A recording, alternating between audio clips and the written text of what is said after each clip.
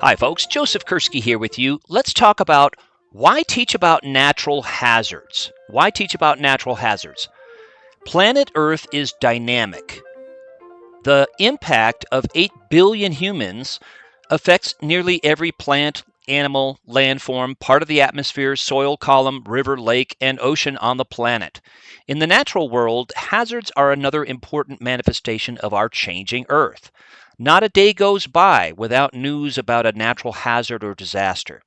Natural hazards or natural disasters kill 40,000 to 50,000 people each year, sadly, and displace and injure tens of thousands more, destroying homes, livelihoods, economies, even entire communities. Human presence on the planet exacerbates patterns of certain natural hazards that have occurred for millennia. Wildfires, for example, have always been a part of the chaparral biome, but the settlement of millions of people in California, in Greece, and elsewhere made those wildfires more intense, frequent, and larger. Major rivers such as the Yangtze or Changjiang, Nile, and Mississippi have flooded as long as they have flowed, but the movement of people into floodplains along with artificial channels have intensified floods, spilling over levees, spillways, and dams. Some hazards are so heavily influenced by humans that they can be considered as much human hazards as natural hazards. As impact moves from humans to hazards and back again, as supply chains and economies become globally intertwined, and as humans spread into the farthest corners of the planet, teaching about natural hazards is appropriate across many disciplines. It has a long tradition in human and physical geography, certainly, but is also taught in sociology, economics, resource management, conflict studies, supply chain management, and history. As people consider how structures can be more resilient, natural hazards are also taught in civil and mechanical engineering, utilities management, and design. They are taught at multiple scales from community proposals to global patterns.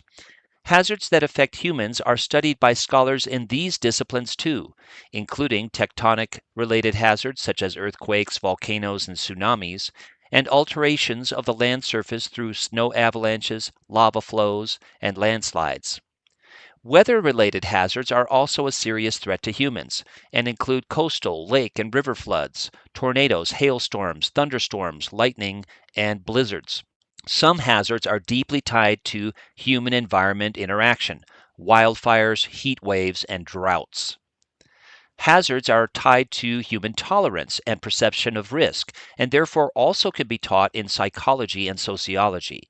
People interviewed in earthquake prone areas often say they would never move to an area impacted by hurricanes, and vice versa. Many hazards are entirely human created. Chemical spills from trains, ships, trucks, processing facilities, or toxic waste sites, failure of dams and levees, airborne particulates from highways or industrial plants, pesticide soil contamination, exposure to radiation or other harmful matter in the workplace, and accidents of all types. Many people do not have the political permission or economic means to move from hazard prone areas. You will study human created hazards in this book's chapters on environmental and social justice and current events.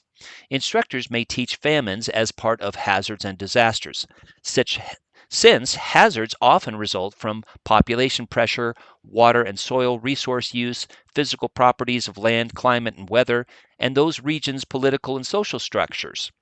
Natural hazards can so disrupt a region or country that they cause political upheavals. Therefore, hazards are important to political geography and political science courses. Natural hazards occur in specific places, in some more than others. Some follow discernible patterns. Part of what makes them hazardous, though, is that they are often unpredictable.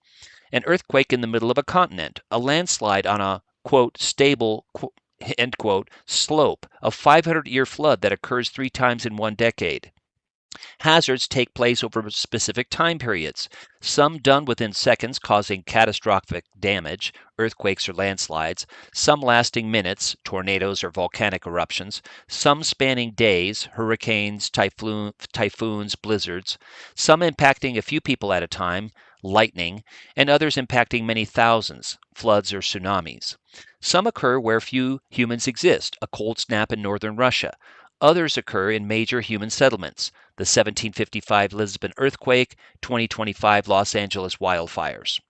Hazards may be localized, affecting a few homes or people, may cover thousands of square kilometers, or with some volcanic eruptions, affect the air quality of the entire planet. Because of their spatial and temporal components, natural hazards can be investigated through spatial thinking and GIS tools. Therefore, and furthermore, natural hazards affect human infrastructure and human lives. A landslide disrupts important electronic communication lines or physical supply chains. The 2010 Iceland volcanic eruptions interrupted air travel for weeks. Wildfires destroy homes and businesses, impacting flora, fauna, and soil conditions. Earthquakes disrupt roads, railroads, pipelines, and other transportation and energy networks. To chart a more resilient and sustainable future requires students as decision makers in society to understand the spatial and temporal pattern of natural hazards and their ramifications. In addition, hazards are best understood with knowledge of topics addressed in this book. Examples include how climate impacts weather-related hazards, how hazards impact natural resources and political systems, how hazards unequally affect people, how hazards affect the behavior of individuals, and how hazards affect supply chain management, location of stores, and routing of vehicles or trains. Hazards do not occur in a vacuum. They are impacted by and in turn impact human and physical systems and cycles on the planet. Therefore, students are well served to be reminded of the importance of holistic, spatial approaches to studying hazards.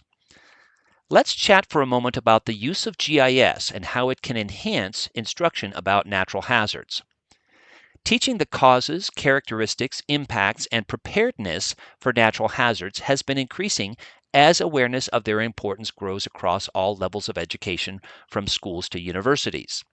Devastating and repeated hazards threaten the stability of governments, threatening the well-being of their people.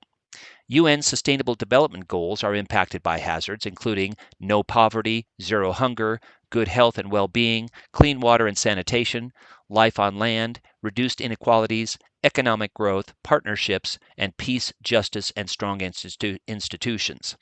Now is the perfect time to teach about hazards.